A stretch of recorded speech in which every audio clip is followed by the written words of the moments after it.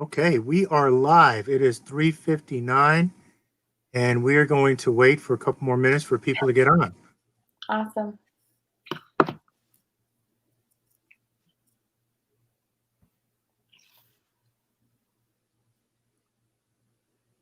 So are you able to see the comments on your screen? Good, good. Okay, so if I miss any comments, let's make sure that we address everybody by name and that we'll be answering their questions soon. Okay. So we're rocking. Healed.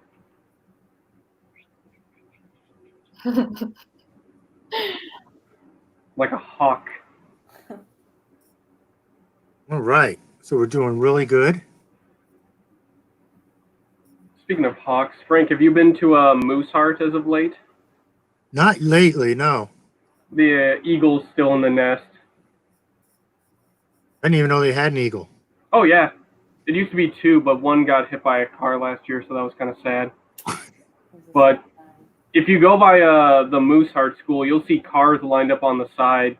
There's just one. It's at the very top of this dead tree, but she's got the whole place to herself. Oh, wow. She tracks a pretty big crowd. I know you're big into photography, so I figured I'd spread that word of wisdom. Thanks. Yeah, I went to, hey, we got 4 people jump on. Awesome. At 4:01. If you wouldn't mind typing your name in the comments so we know that you are here, we can reach you personally. Thank you. We were just passing time talking about the eagle in its nest at Mooseheart. So if you're from Illinois and you know Mooseheart, that's is that technically North Aurora or Batavia? It's I think it's North Aurora. Yeah. Okay. There's an eagle in its nest. Supposedly cars are lined up to go see it. I used to go to Starved Rock to photograph the eagles. And that was in winter though, and it was cold. Gotta be dedicated to the craft. Yes, got some awesome pictures. All right. Hello, please say hi.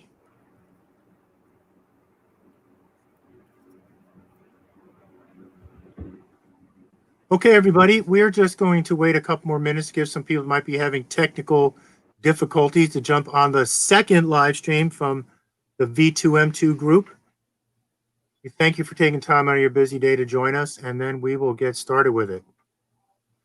Promise this is going to be Victoria, Andrew, awesome.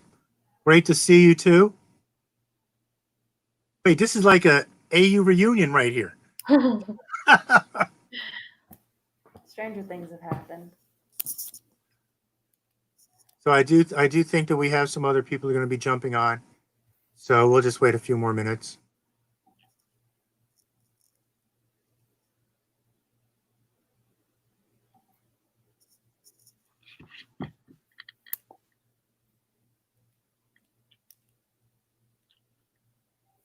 Awesome.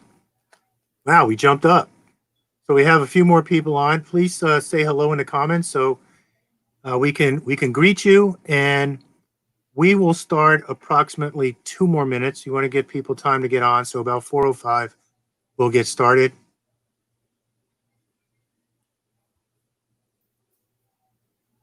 So those of you that just jumped on, I want to share with you what our other 2 viewers heard.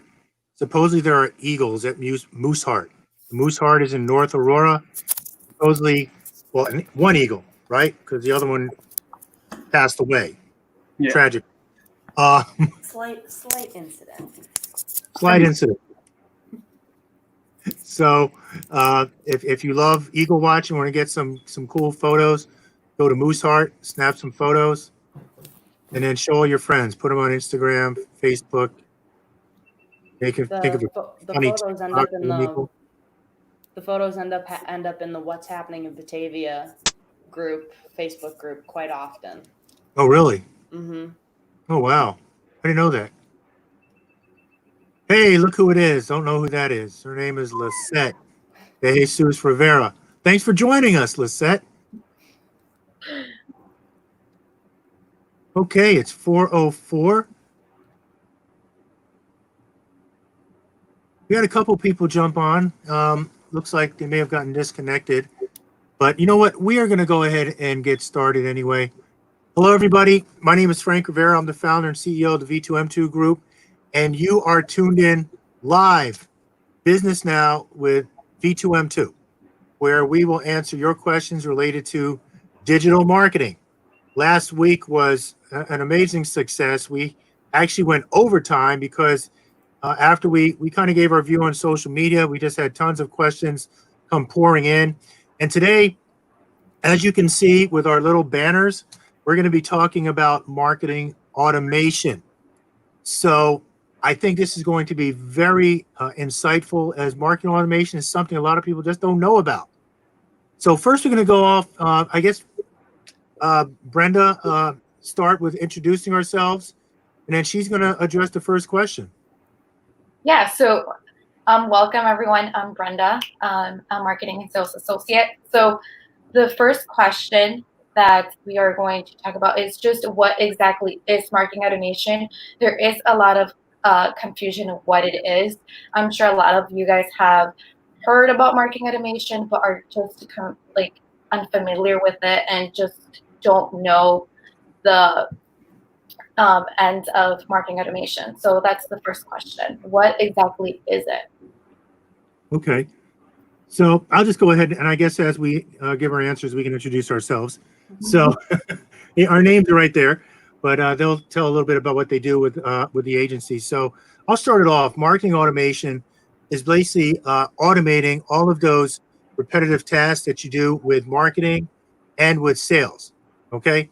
So it's taking things that you would normally do on a regular. As a matter of fact, if you think of social media posting and you're using a social media type of software, that's automation, because you're setting the posting schedules, days, the times it's going to go out. So you're automating your social media. But marketing automation actually takes it a bit further. So it's literally using technology, mostly web-based technology, to automate those tasks which you would do repetitively, okay, over and over and over again. We'll get into a little bit more detail, but Madeline and Freeman would also like to share some of their knowledge about marketing automation. So I'm Madeline, everyone. And the simplest terms that I can put marketing automation into is that it's an automated sequence of messages that you can send to your clients or your prospects. And the most important part is that this will actually pre-qualify your prospects for you. It has the ability to do that based on certain conditions that you set within the automation sequence. It's a really great tool, and we'll get into more about that later. Go ahead, Freeman. Hi, my name is Freeman. So how I like to look at marketing automation is kind of like the fairy godmother of marketing. It's kind of the little voice that comes in to help, just kind of makes everything easier, grants your wishes. It just saves time and energy. It's a nice way to streamline all your emails, campaigns, messages. It just does it all and helps it for you and keeps everything moving along. It's a nice way to relieve stress and just kind of zero in on what you want to do and just keep it simpler, keep it easier for you. It just makes it a lot more savvier. Okay, awesome. So I'll give my opinion. So the way I would explain marketing automation is it just helps your team be more efficient. So you have your marketing team and your sales team. So the marketing team is supposed to be focusing on marketing the business, whether it's coming up with campaigns and executing the campaigns. Your sales team is supposed to be focusing on selling the item. So essentially what marketing automation does, it pre-qualifies your prospects and nurtures the prospects.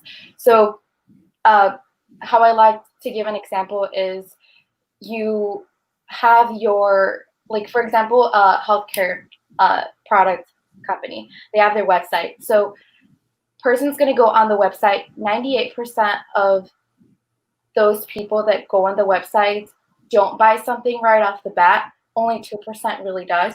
So what marketing automation does, it helps that 98% get back into the website and, buy something. So how it does it, if you have a good, awesome call to action on your website, which you probably should, it gets whether it's like the email or any phone number, some type of client information, customer or person information, it then starts tracking their clicks. It starts tracking, you know, what they're doing on the website, and then it just basically kind of like calling back, where like you check up on them. So it's doing that. You could do it with messages. You could do it with emails. So it senses what they like or what they were on, and then it sends them similar messages to get them back into the website. So that's how I like to explain what marketing automation is.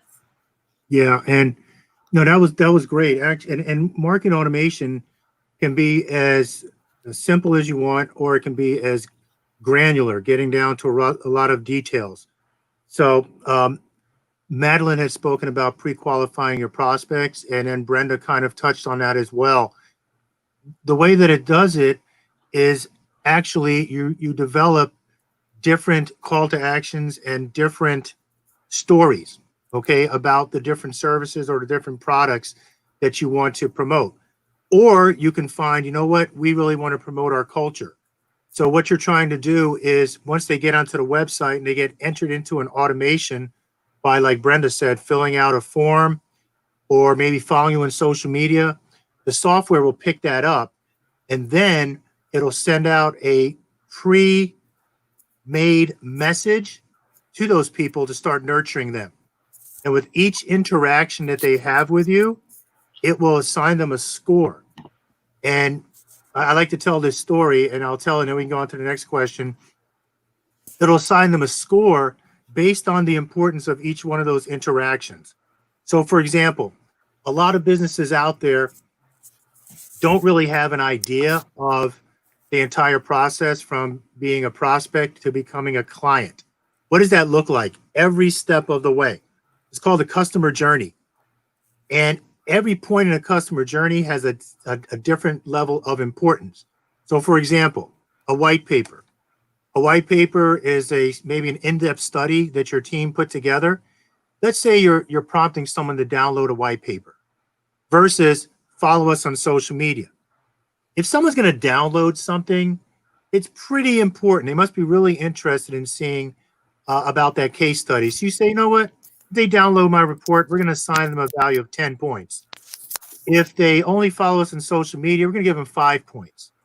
So everything that they do has a certain point value. And sorry to take up so much time, guys, but this, I remember once I got a call from an agency that said, hey, did you get our gift? The gift. And there's this big box in my office. And I opened it up and it was a glass dry erase board with our logo and everything. It was beautiful. Like, what's this? I called them up to say, oh, but by the way, we're also going to treat your team to lunch. And I was like, really? It's like, oh yeah, up to a few $100s. We'll pay for lunch for everything. Like, okay, so what did I do to deserve this?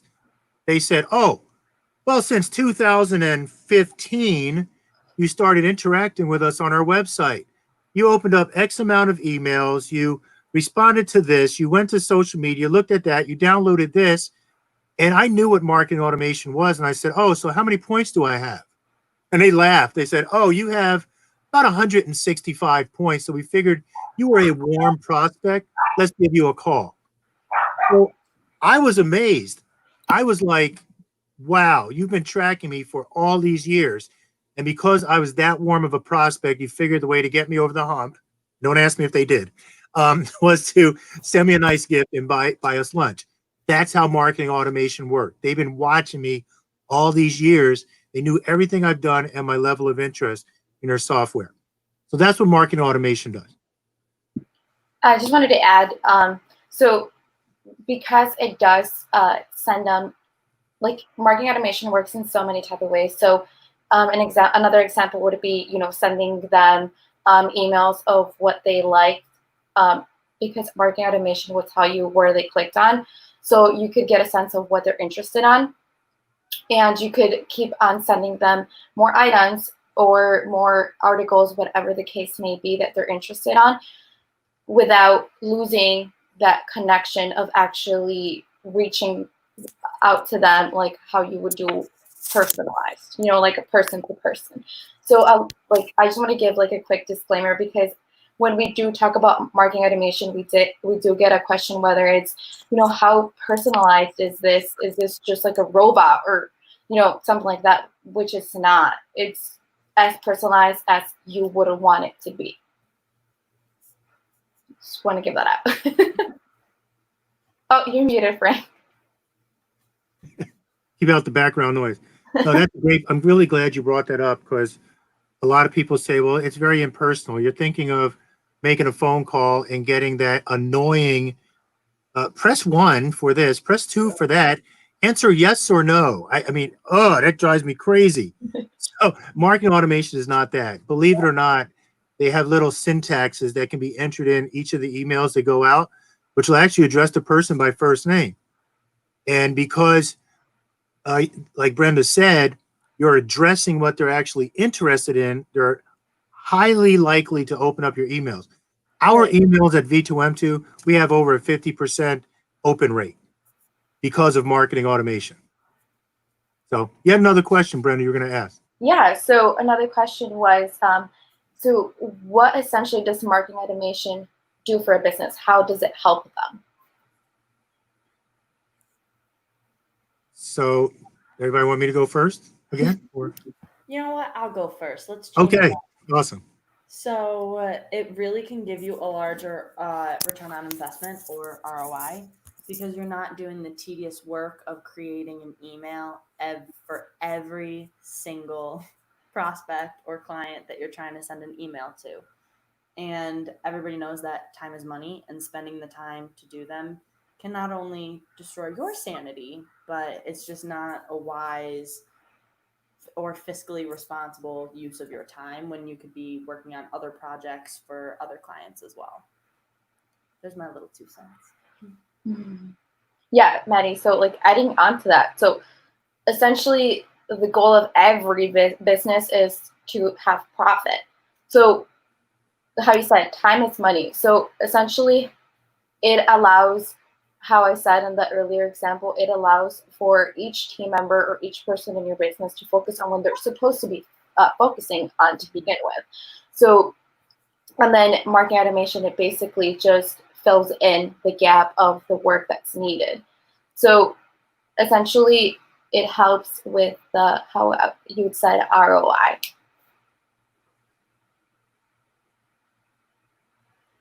Frank, you're still muted. Trying to get rid of this banner. Sorry about that. Freeman, did you have anything or? Yeah. Okay. I mean, it's just like we've all said, it's just a nice way to keep things streamlined. It's easy. You don't have to press send every single time. It keeps all the relevant, all the attentive sort of prospects or clients, keeps them all together. It keeps sending them what they want, and it just saves you the effort and the manpower. You don't have to waste time, mashing buttons. You don't have to keep creating unique messages. It's got all that for you. It puts in names, addresses. It puts in all the information relevant, and it just sends it out for you, so you don't have to worry too much. All you got to do is really just focus on the prospects and clients, and then make small tweaks as you go along. But that pretty much applies to anything in a marketing field. There's always some sort of form of adaptability or change that occurs. So this just kind of helps push that along. Okay. No, good point. Good point. Marketing automation, and so here's a few statistics. In 2015, there was about 16% of the businesses using marketing automation, and they predicted by 2021, so next year, that 85% of businesses would use it. But many businesses still do not use it because they're not familiar with it. They think it's going to be really expensive. And lastly, they really don't understand their own processes. So one of the side benefits of marketing automation is it helps your business be more productive by being more efficient. So for example, V2M2 Group recently built an automation for a company that was a really high-end interior design. I mean, really high-end interior design. They had 3 types of clients. They had commercial clients, She got some water. Budget clients. Then they had their creme de la creme clients. And they decided that, hey, you know what? We want to keep our creme de la creme clients in the nurturing funnel. Okay. So we want to address those first. Then we're going to address our commercial and then our budgetary. Well, they had an office manager that was scheduling appointments, then telling the team who to make proposals for. Then they had Google Drive to store their documents. They had Slack for internal communications. They had DocuSign for people to sign their proposals. Then they had proposal software. They also had something else, scheduling software. They had all these different softwares. So what we did was we were able to take a look at all of these softwares. And they said, okay, how can we make this easier so that the office manager doesn't have to do anything? So literally, we were able to automate everything from the moment somebody goes on their website and expresses an interest. They're getting sent an email to set up an appointment. They're getting a text reminder. The CEO is getting a reminder. The team is being notified that there's a new prospect in the funnel. They are getting a notification to have a proposal prepared. Everything is done. It was crazy. The office manager only had to do one thing, and that was once a meeting has been completed, to tag that contact as meeting completed. The minute they tagged it, they would go to the next part of the sequence. So everything was automated from beginning to end. And like Brenda had said, it allows people to focus on what they need to focus on. So the business, all the time spent that was wasted, time is money, on that person scheduling appointments, check, oh, did you follow up with this? Did you follow up with that? Did you get the proposal ready? Oh, did they sign it? Did you get the invoice ready? Done. That was knocked out. So now they can focus on being more productive. And in the long run, they save the company money. So for example, they were able to whittle down to only two pieces of software instead of all of those other ones. They had something you were going to say, Brenda? Yeah, you hit it. Okay. So any more thoughts? Yeah, one more thing. As we said before, what's the difference between marketing automation and social media? Because they are pretty similar. So marketing automation is very similar to your social media cues, where you're able to spend time putting those together so that you can have more free time for your other projects. So when you fill up all your emails, you create your sequence, and everything does it for you, and it's very helpful. And your social media cues and your posts are still personal to your following, and the same thing is with your marketing automation, because it's still so personal. Awesome. Okay. Anything else? You know, I think the one thing I that we didn't mention is our own logo, our own slogan. So where we focus on right now with digital, we do everything in the digital realm, but what we really focus on now is social media and marketing automation, for a couple reasons. Social media brings the people in, marketing automation keeps them. Most sales are lost for a lack of follow-up. And if you're a salesperson, I know I was a salesperson for over 22 years. It took about 8 visits or 8 touches to change somebody's buying behavior. Now, if you think about it, imagine if I'm seeing 56 people a month or 100 a month, and I have to follow up with 40 of those 8 times. But I still have to keep going out and finding more prospects. So my funnel keeps getting fuller, and believe me, somebody's going to slip through the cracks. I am not going to follow up with somebody. Marketing automation takes care of that.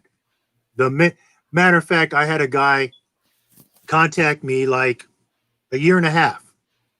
I even totally forgot that we were connected. And he sends me this email that says, Frank, of course I want to hear from you. What do you mean? I'm like, why is he saying that? Well, I had an email that went out that had a happy face and a sad face. And if they had not opened up any of my previous emails in a certain amount of time, the software sent a message to him. You want to still hear from me? Click the happy face of yes, the sad face of no, because I don't want to bother you. Well, he clicked the happy face and said, I'm so glad you reached out to me. I'm ready to have a website built now. And I had totally forgotten about him. So everybody that's on the call, can you think of just one instance where you're like, you know what? I want to follow up with somebody. Or, you know what? I don't want to be a pain. I feel like I'm a pain. You know, I'm sending them emails, I'm calling them, they don't answer, they don't respond to my emails. Guess what? With market automation, you don't have to worry about that. No hurt feelings. No going into the corner, no, and sitting there, turning the light on and off. Oh, I'm so sad. Nobody's getting back to me. That was a movie. I don't know if everybody remembers that movie. Had Glenn Close in it. Anyway, I'm giving away my age, but that's what that's what marketing automation does. Okay. So look, any questions anybody has? We have Angela, we have Victoria, we have Andrew, we have Lisette. Any questions about marketing automation? Any question about marketing in general? We are an open book. Okay, Victoria, do you practice social listening? How are you able to reach out to customers to see what they need, want from a company? Does automation allow you to listen to customers? Yes. Yes. So social listening is basically done with social media marketing software. The way you do social media, social listening can be a different ways. You can listen for that brand specifically.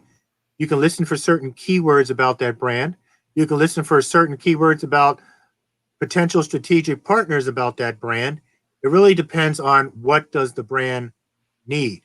What are they concerned about? Are they concerned about their reputation? Or are they concerned about, does somebody need my services? Okay. Social listening can be done in a very general way, or you can even break it down to a specific zip code. Okay, I want to listen for this word and this zip code. Your other question, how are you able to reach out to customers to see what they need or want from a company? Okay, I'm going to get a little, I don't want to say arrogant here, but I'll be arrogant. So this is where a lot of digital marketers and social media marketers miss out. Okay. Marketing automation has the ability to be built into a website. So let's say you have somebody that builds a PCs. This is actually a real story.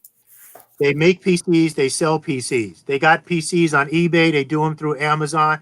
They build gaming PCs and they build video PCs. So right now they have a website that says we do this, and this. Someone goes to their website, they're cruising through it. Hey, they make video PCs. Okay, let me look at their competitors. They leave the website, they don't come back. Because conversion rates on websites are 2.35% to 5%. Marketing automation would say, guess what? They scrolled up to here. They spent a lot of time on this part of the website looking at gaming PCs.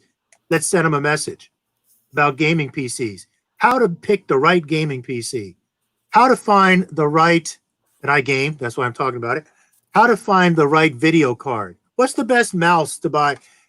Just like that. So that's why it's so important to understand how all the pieces work together. Because I guarantee you, most website developers are not saying, you know what, we need to build. We just did that for a website right now, Brenda. Didn't we kind of do that? Yeah. Yeah, we did that for a website right now. They're gonna, oh, I'm not gonna build this website to think about marketing automation and how to figure out what do they need or want from a company. I'm just gonna build a website. Okay. And automation does allow you to listen to the customers because, as I said, as you send out each communication, it measures. Did they open it? Did they click on a link in it? Did they follow you on social media? It allows you to do A/B testing. You can send two different versions of the same message in an email. Did they open this one more?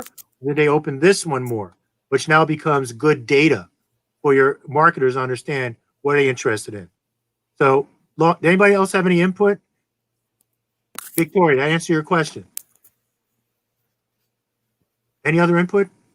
I was just going to say, you really hit the nail on the head. I know when I was playing around with our automation software, you told me, well, here, when you send two different emails, you can get that data back and you can use it for later on, and you can scrap one email that's not having great responses, and then you can use it or save it for a later time, and you can have, most importantly, you can have an active automation, or you can have a dormant one at the same time. So if you want to run something differently for a different period of time, whether, like, for example, if you had one automation before all of this COVID pandemic stuff happened, you can make a new one that's specific to how can you do this during a pandemic, or if you have a restaurant, all of the delivery and pickup and curbside pickup options, which I'm sure a lot of businesses have struggled with in the last few months.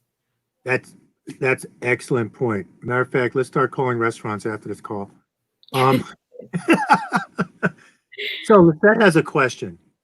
What's the best way to get through to a potential cold prospect? Email, text, or phone call? Anybody want to jump in on that one?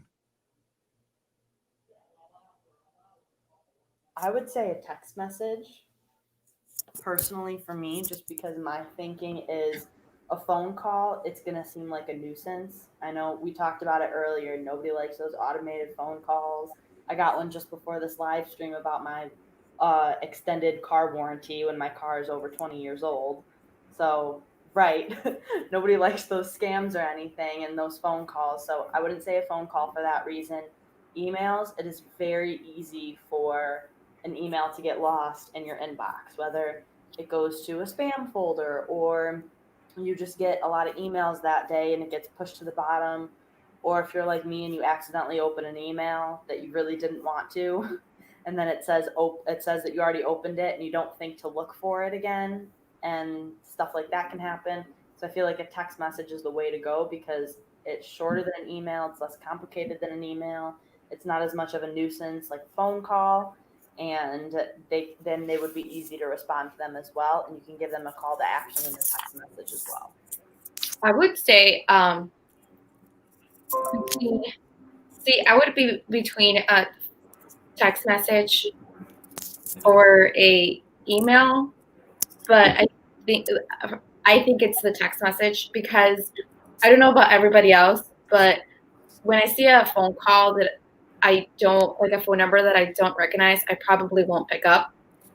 And if I do and I don't want to hear from them, I probably won't pick up either. So if it's a text message, you're working on something and you get a text message, you literally glance at it, and because it already has something on it for you to read, you'll read it because you'll be so curious to see what it's saying and who's texting you. So at least when I get a text message, I glance and I see the person or the phone number and the message. So that's like the first thing I see when I look at my phone. Good point. Good point. But, I think it also, and that's a great question, Lisette. I think it also goes back to what's your value proposition and what is that? I mean, because we do business with people we know, like, and trust. And for example, or we have a commonality, okay? Everybody in this room has a commonality, which would be V2M2 Group and Roar University. We have something to talk about, okay? I spoke with somebody this morning, and I cannot remember how in the world I agreed to have a meeting with them, but I did. I woke up and I'm like, who's this? What's this about? And I couldn't remember. I get a lot of meeting requests. Well, obviously they did their homework. They found out that we do marketing automation and they build process maps, which actually helps map out the entire process for an automation. So after I got on the call, it was an easy conversation. We saw eye to eye. So I say do your research. If you're going to text them, do your research and find a commonality to speak about. Don't just talk about your business. Yeah. On the other side, though, here's something else. A lot of people aren't used to get. So you do have the spam blockers on your phone, and my wife knows I don't pick up if I don't recognize it. However, if you do make that connection with them, I would do email and phone, because so many people do not get a phone call that it comes as a surprise. And I think nowadays we're kind of getting Zoom fatigue from looking at a screen. So having that phone call might be a nice follow-up. Great question. Angela, any questions?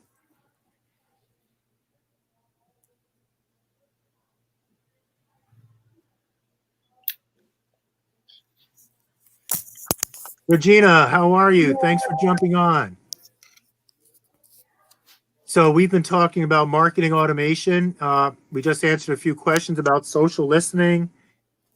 And I'm on LinkedIn with my job, but I want to incorporate another job so to receive leads. Okay, so I don't quite understand. Angela, can you explain your question a little bit more? Does anybody else understand?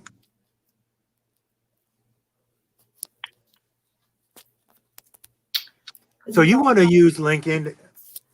Oh, Is so it you, the best approach to building your profile? I'm guessing. yeah, so she's on LinkedIn with her main job, but she'd like to use LinkedIn to source leads for something else, like another job. You know what, Angela, I've been in that situation as when I was a financial advisor, and on LinkedIn, you're not, yeah. On LinkedIn, as a financial advisor, you weren't allowed to really do anything on LinkedIn outside of what was approved by FINRA, which was the Financial Regulation Authority. So I risked losing all of my connections that I had built for my marketing agency because I was into finance. So I think one of the best ways to get around that is to share expertise in that area of your other business, because you're allowed to share information. Okay. I don't believe that LinkedIn will allow you to build another profile, because I've had that question before. You can check it, make sure that I'm not wrong, but I would say if there's no conflict of interest and it's publicly available information, you are allowed to share articles about that. Find LinkedIn groups that could be related to what you want to do. So let's say there's a LinkedIn group for mothers. I'm just going to throw it out there. Mothers in Chicago, or, you know, DeKalb University grad something. Okay. Join those groups and start speaking to them about the profession that you're trying to bring leads into. I mean, they're going to read your profile and say, oh, she does this, but nowadays everybody's got a side gig. And the chances of, oh, you want to get interest from people from my initial job. I think reaching out and joining groups would be the best way. And I think, you know, I could probably give you some more targeted advice, maybe offline, to get a better understanding of that. And I'd be willing to do that, to help you do that. And the answer to Ms. Rivera's question was either text, email, or phone call as maybe the follow-up, but to have a commonality that you can respond to. For example, like I said, everybody in this room affiliated with Aurora University, they work for V2M2 Group. We have a commonality. We have something that we can talk about. So find that one thing that's common if you're going to text somebody. I do a lot of research on LinkedIn. Where did they go to school? Who are we connected to? Do we have any similarities that I can bring up? And if not, what I do is I find something that they've done and I comment on it. Oh, that article that you wrote on so-and-so, I read that and this point was very interesting. They go, oh, you took time to read that? Now they'll want to talk to you. So that's what I would do. But yeah, reach out to me. We'll put up our contact information. I'll be more than happy to speak with you one-on-one and answer your question. Do we have any other questions that we can answer? Take advantage of us for free before we charge you.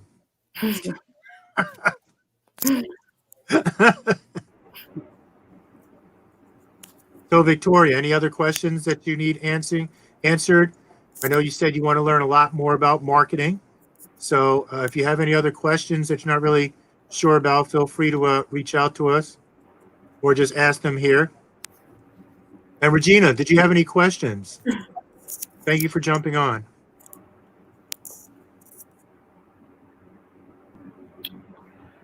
I know for our last live, there was a question in the comment section. What was like the best way for them to, jump on and don't miss this?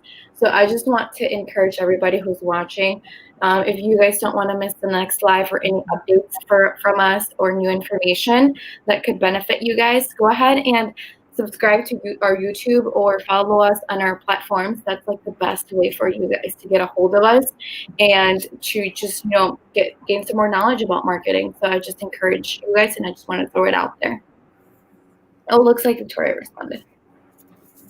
When using marketing automation CRM programs, does it allow you to create interactive emails and clickable buttons? That was her first question. I believe it does. All right, so let me see.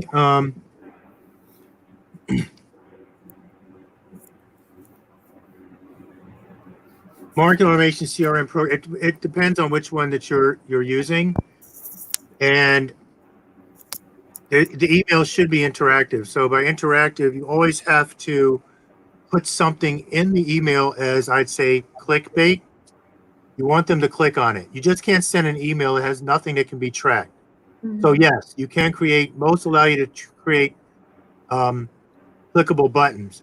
The big challenge with marketing automation is not to just promote yourself. You have to build a process, a customer journey. What does that customer journey look like? For V2M2, it's our value proposition. It's stories about our culture. It's stories about clients that we've worked with. It's examples of our work. So there's a sequence. And the challenge is most businesses don't even understand their sequence. They just know, I just go out there and sell, and that's it. So we have plugins. No, the only time you'll need plugins, well, then again, it depends on the software. Things like HubSpot do have plugins and plugins usually are WordPress.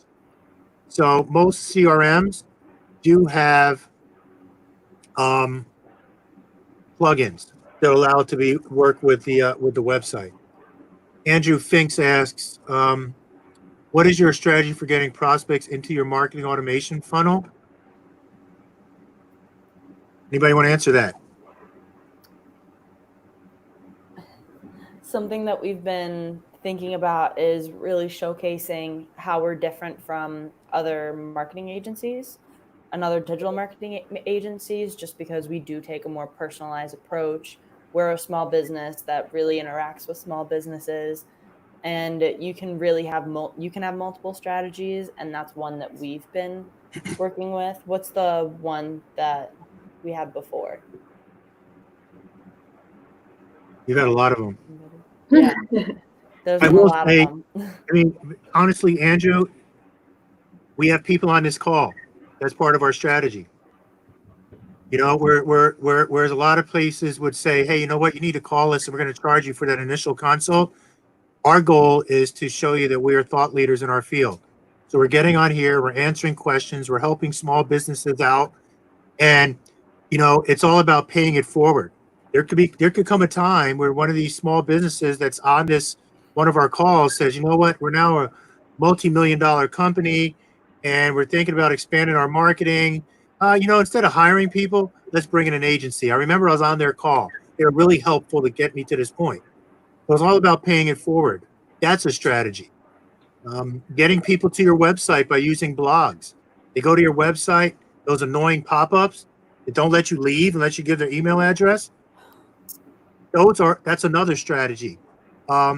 Social media. We're using social media to drive people to fill out a form. Hey, join our newsletter.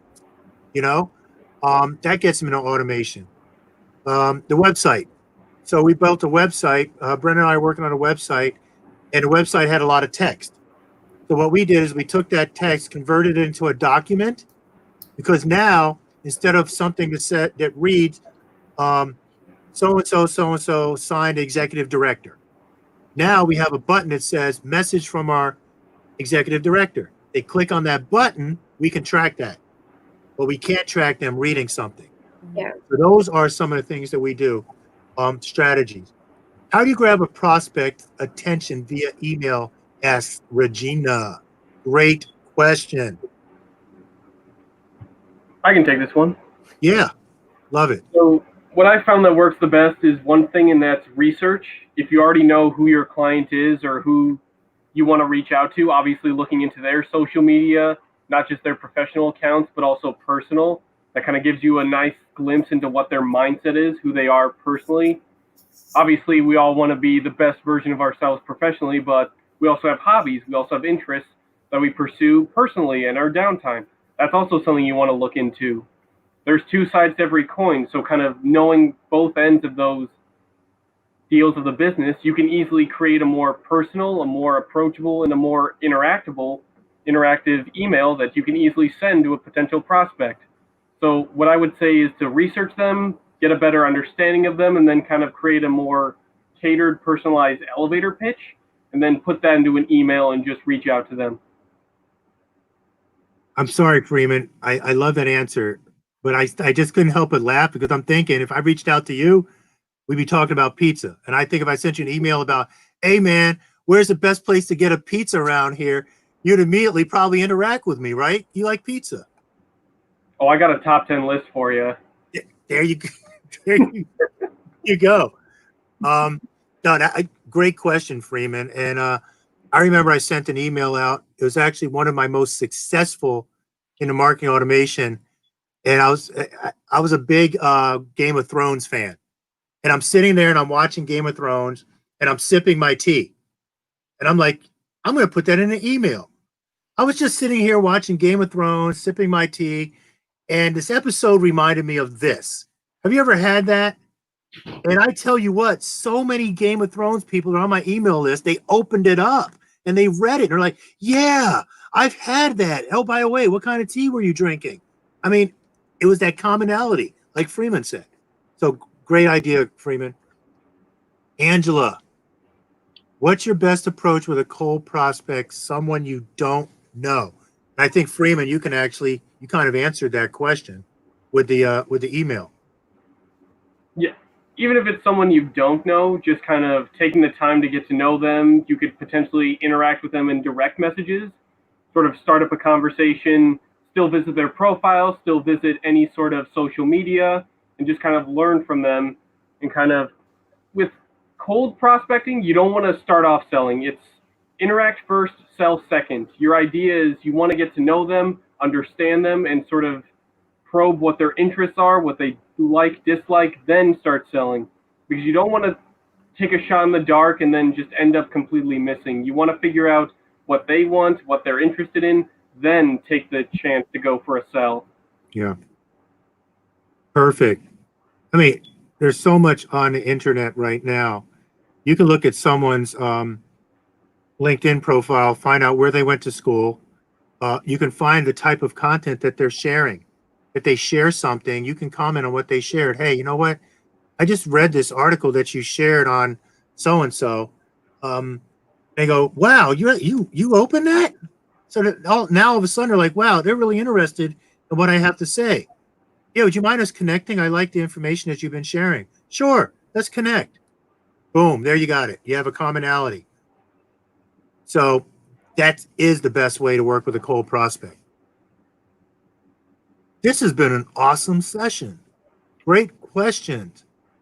So it looks like Madeline's having some connection issues. Welcome to the world of virtual meetings.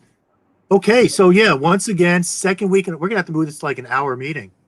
We got it down for 30 minutes, but we get so many questions. And we're happy to stay. Angela, Regina, Victoria, Andrew, Lisette, anything else that we can answer, we can push this out to 5 o'clock, 10 minutes.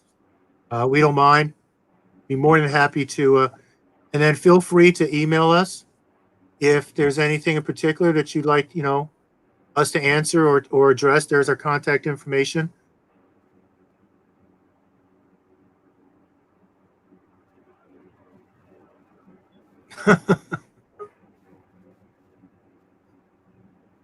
Anything else? Okay. Well, look, I think that's pretty much it. Unless another question pops up, we really appreciate you jumping on, taking this time out of your day for Business Now with V2M2. The reason we call it Business Now is, number one, we actually used social media to get a vote on what we should call this.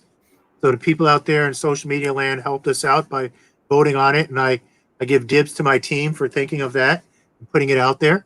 So that was not me. So they did that.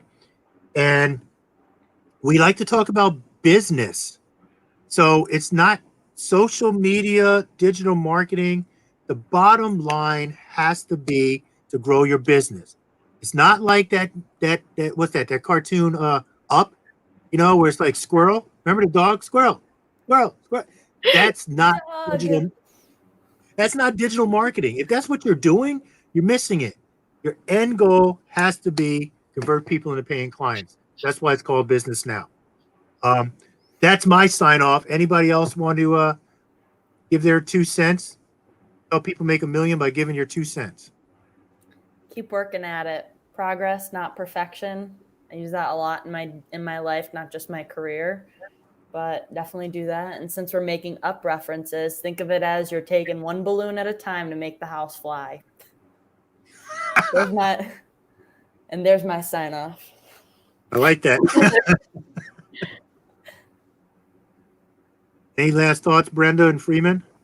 I mean, I don't have an amazing message like Maddie did, but I mean, I just want to thank everybody for jumping on this week. And I just want to remind that, we are a marketing agency, but we just want to educate everybody around us and, help everybody grow, just how Frank was saying earlier. So if there's any comments, concerns, questions, or anything like that, then everybody's welcome. You don't have to wait till next Wednesday to reach out to us. You could always just reach out to us whenever you would like to. We're always going to be there to help everybody. Thank you. And we did have a final question from Lisette. So do you want to say anything, Freeman, or do you want to answer Lisette's question? How do you prevent being fearful to approach your prospects? Great question. And then Angela has one. And answer it because I kind of relate to this question. Yeah, go ahead. Good, man. Okay. Yeah. First, my 2 cents is a life lesson I was taught was never be afraid of failure. That's probably the best training ground for success. We'll have to start from somewhere, I don't have a good Up reference, but you'll think of one. You didn't get the house in the sky just overnight. There were a lot of balloons. There was a lot of time and effort put into that. You got to start somewhere. Even if, a couple balloons fly off or lose their air, you got to start somewhere. Mistakes are probably the best situations to get any sort of growth or success. You really break it down and dissect it, and you can definitely build something better out of it. And to answer the question is, rewind 4 years ago, I was nervous as can be trying to present or give any sort of opinion in front of a class. And the only way to get through it is to just go after it, just take a chance. And that kind of ties into a lot of failures and mistakes is you don't learn by just sitting from the sidelines. If you just go after something and just take a chance on it, you can learn a lot from it, and you can get a lot more results than you initially would have thought. I mean, I went from being completely scared and hiding in the corner to present, and now if Frank would let me, I would present all this by myself. I could just take on questions all day long. I've got no fear of any presentation. I've taken over his class a couple times. You know, it's all about growth. It's all about starting somewhere, you know, do your research, take a chance on a client, and you never know what would happen, and you just go from there. Really revel in the rejection too, because I feel like rejection gets a bad rep, because you should really love it when you do get rejected, because then you know that is not the prospect for you, and they're not worth your time, as blunt as it sounds, just because if you're spending all this time chasing after the wrong prospect, then you're not going to spend time nurturing the correct prospect that will bring you the most revenue. So that's something to just kind of remember with, figure out where the fear comes from, whether it's with presenting. Oh. Wait, picture time. No. That's a little joke. We take a picture every time somebody freezes so we can capture those weird poses. So this is a great question. Angela has an awesome question while I wait for Madeline to get back on. Mm-hmm.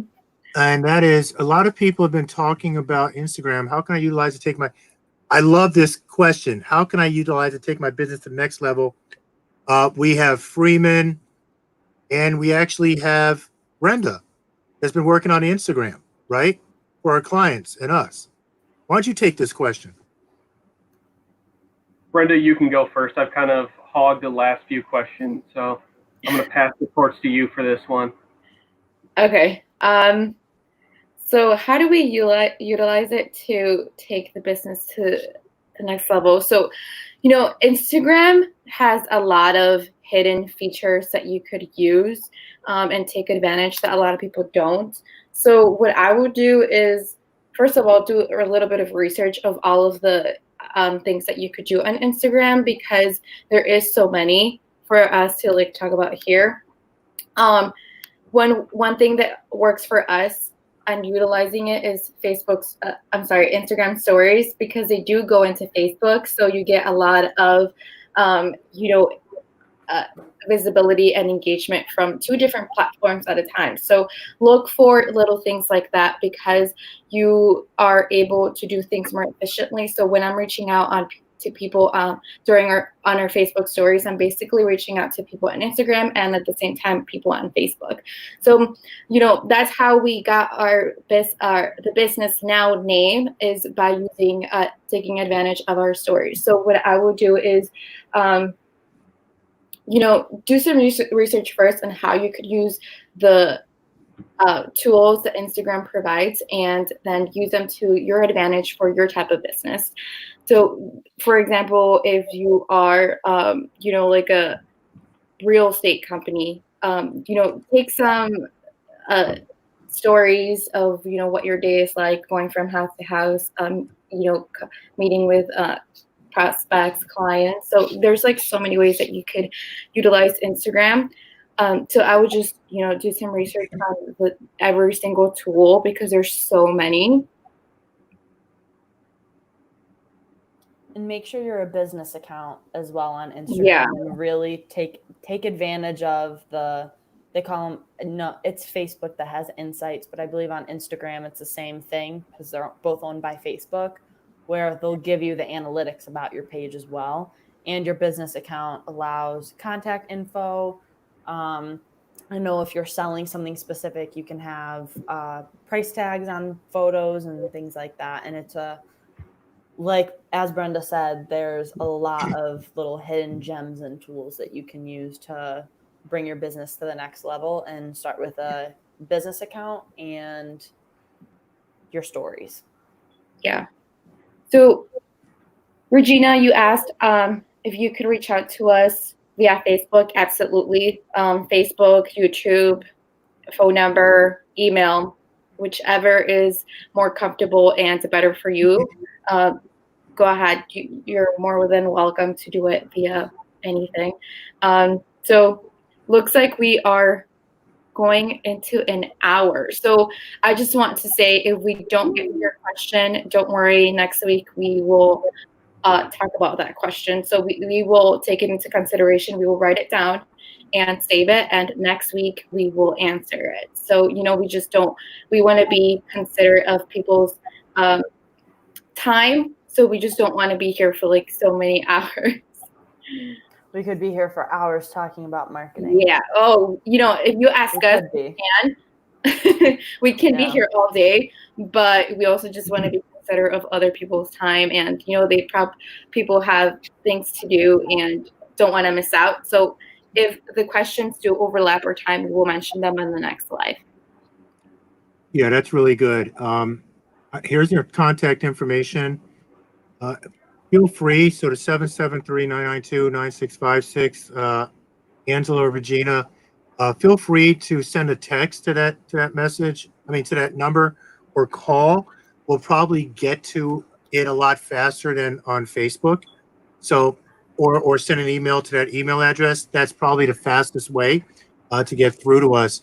We did have a couple questions, but I think what we're going to do. Lisette had a great one about how to overcome your nose, and then Victoria had one about creating videos. So I think what we're going to do is maybe we'll make a note of those two questions, and we'll do that for next time. We'll put those in the queue to address some of those things, because we are going on about an hour. I can answer Victoria's one really quickly, because I'm the expert on video softwares. I think, you know what, let's save that for next time, because that could be a really long topic that we talk about with video. About that for an hour in itself. Yeah. Let's table that question for next time. That's a really juicy topic. Yeah. So Freeman, you're going to be the point man on that. Okay. Hey, thank you everybody for coming on. Thank you, Miss Rivera, for inviting some people. Thank you, Victoria, for the great questions. Andrew, Regina, Angela, we really appreciate it. Please subscribe and be notified. If you go to YouTube, and you can subscribe, and you will actually be notified via YouTube when we're about to go live. So that'll be a great way. And then you can watch our videos, because they'll be on there forever. So no pressure. Hey, thanks everybody for jumping on. And this is V2M2 Group signing off. Bye, everyone. See you guys next week. Take care. Bye-bye. Bye.